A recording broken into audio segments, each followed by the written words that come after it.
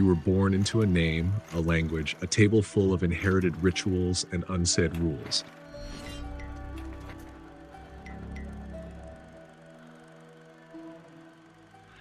Before you even took your first independent breath, someone else had already whispered a script into your future.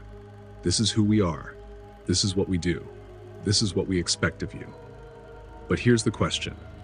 What happens when the script doesn't fit? You try at first. You perform. You smile in the right moments. Pursue the paths that make your elders proud.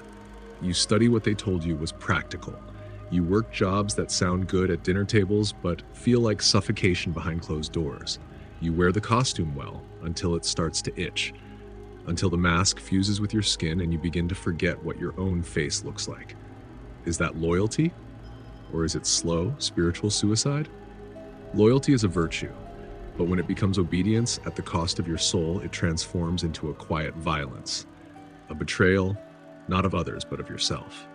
Friedrich Nietzsche once warned of the herd, that instinct in us to conform, to obey without question, to keep the peace even when it shatters our own internal harmony. Ask yourself this: are you loyal or are you afraid? They told you family is everything, but even that sentence comes with fine print. What kind of love requires you to erase who you are becoming just to preserve who they believe you are? True loyalty is rooted in presence, not performance. And still, there is guilt. The invisible chain that tugs on your chest every time you choose differently. It whispers, you are selfish, you are ungrateful. But consider this, is it truly selfish to follow your design, or is it the most sacred act of courage? Carl Jung once said, the privilege of a lifetime is to become who you truly are. But that privilege comes with a price. The pain of being misunderstood is not a sign you've done something wrong, it's a sign you're doing something real. Authenticity is not rebellion, it is resonance, a frequency that vibrates beneath every quiet moment of clarity when your soul says, yes, this is me. It doesn't scream or beg for validation, it simply becomes. But becoming will cost you the comfort of being approved of by everyone you once tried to please. So now the choice, the ancient tension between the gravity of your roots and the pull of your wings. One grounds you, the other frees you, and yet you do not have to sever one to honor the other. You are not betraying your family by evolving.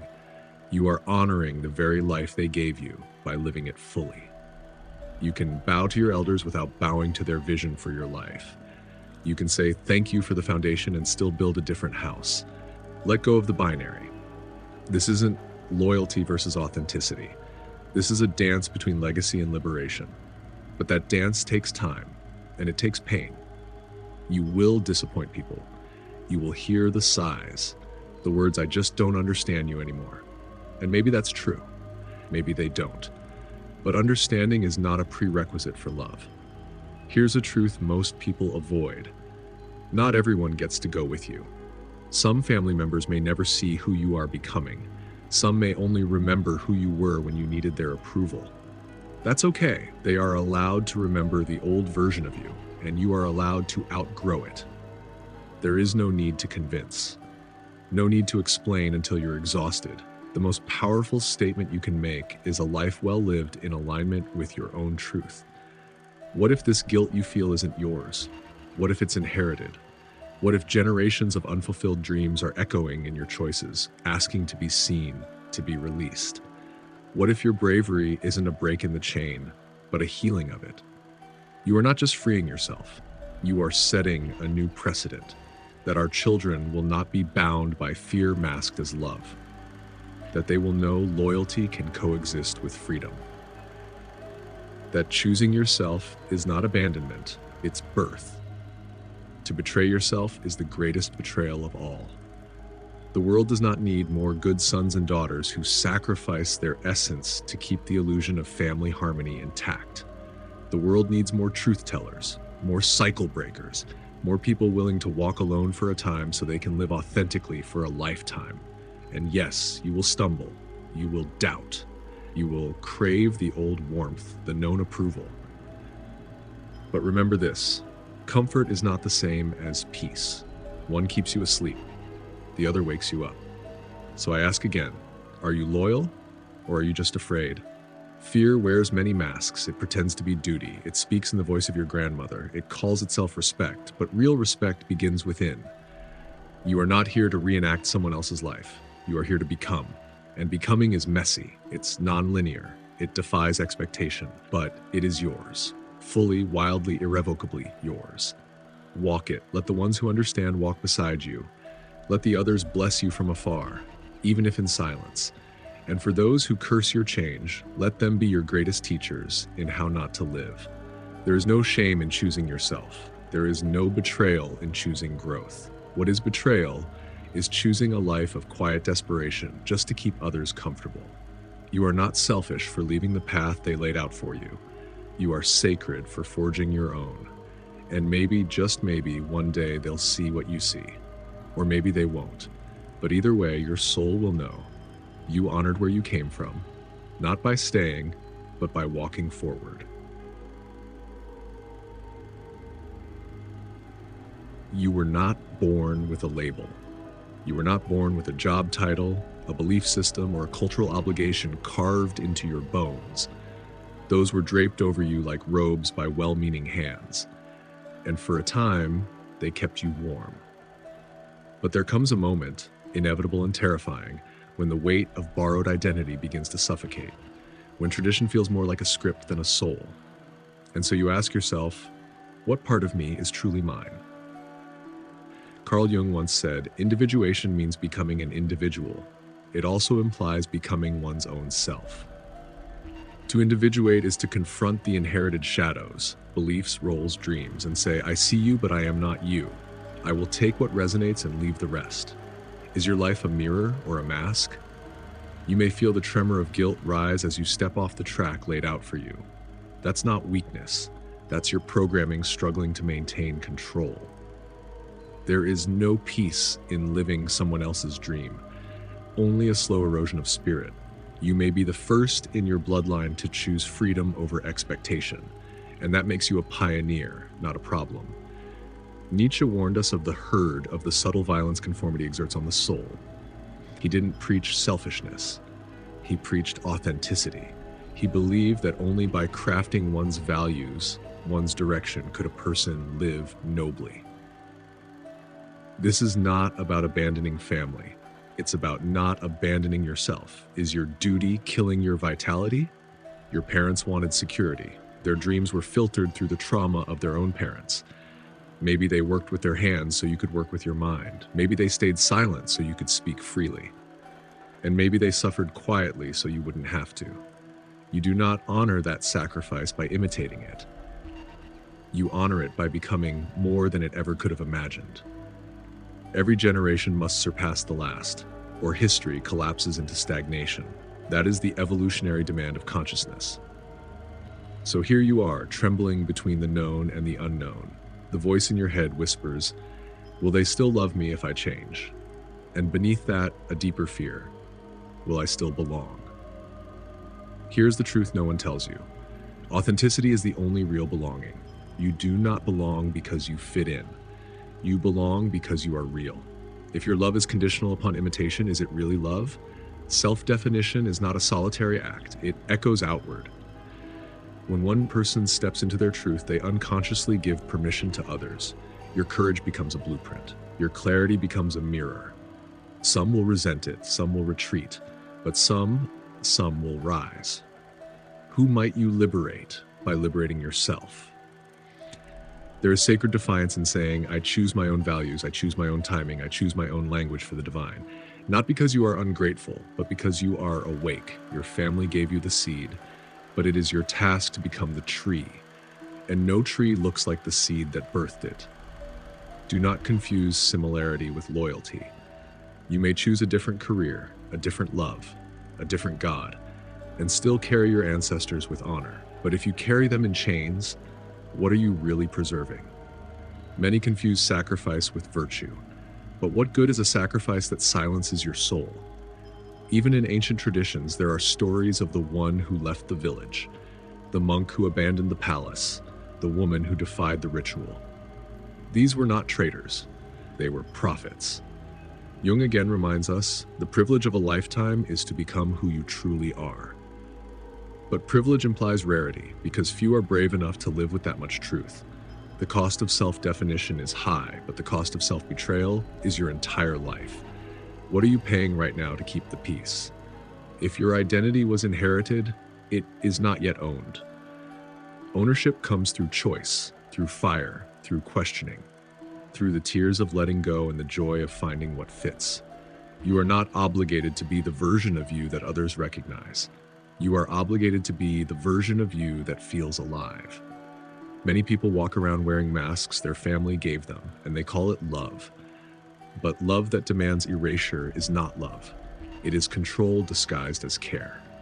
And here now you are faced with a decision that cannot be delayed. Will you live defined by old blueprints?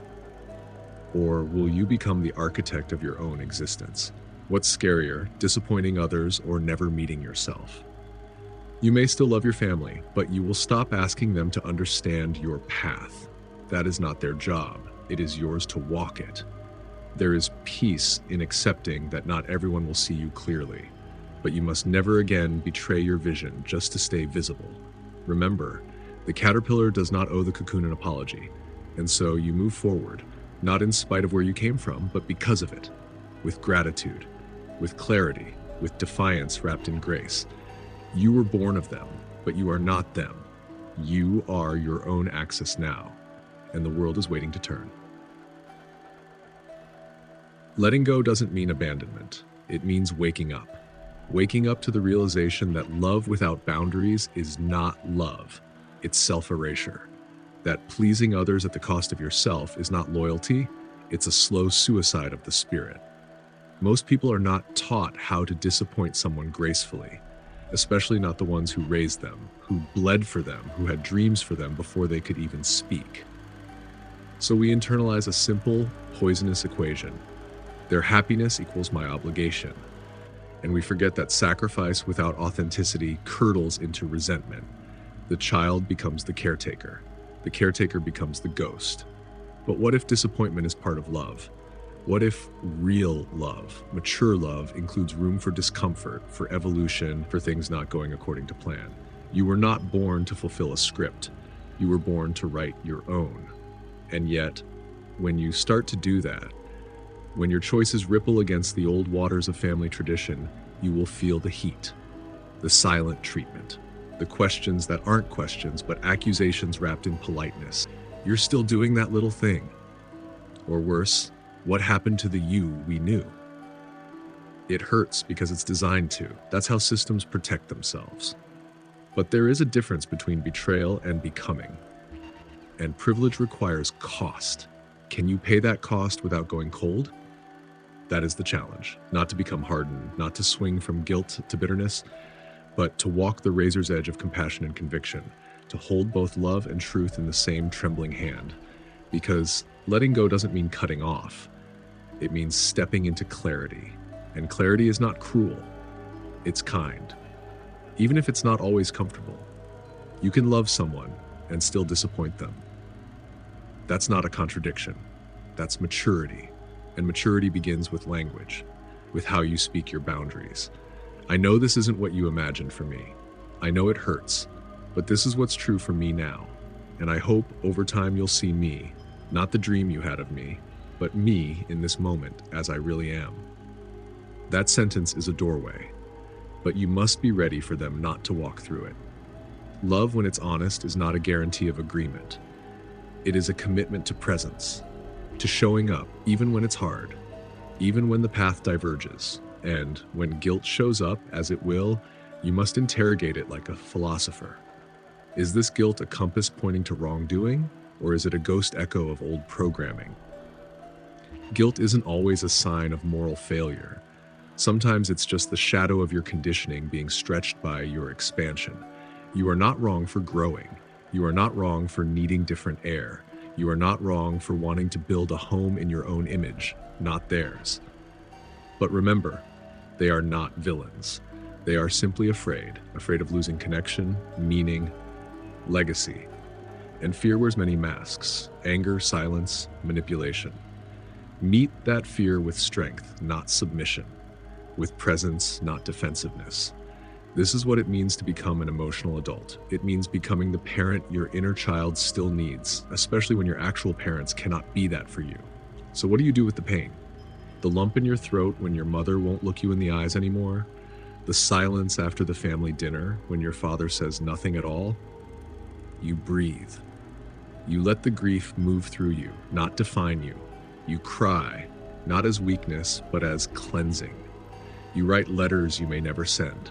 You speak truths in quiet rooms, and you keep walking, because you are not walking away from them. You are walking toward yourself. And in time, if the bond is real, they may come to meet you there, in that new clearing you carved out with your courage. And if they don't, you still did the right thing, because self-betrayal in the name of harmony is a false peace. It's a silence filled with screaming. Do not stay small to be accepted. Do not dim your joy so others won't feel insecure. Do not inherit the limitations of those who gave you life, but not the full space to live it. Frederick Douglass once said, "It is easier to build strong children than to repair broken men." But what he didn't say, what you must know, is that broken adults can still rise, still mend, still choose truth over comfort. Let that be you. Let yourself become the person who can hold their family's disappointment without collapsing. Let yourself be the one who ends the cycle, not with rebellion, but with clarity. Not with rage, but with radiant boundaries. You don't have to hate them to outgrow them. You don't have to destroy your roots to grow your own branches, but you do have to choose. As you make your decision, ask yourself this: do you truly know if the path you're choosing is yours, or just a rebellion against the ones you left behind? And if it is yours, are you finally ready to become the person it demands you to be? Will you let the fear of their judgment decide the shape of your life, or will you gently, firmly, bravely take the pen back into your own hands?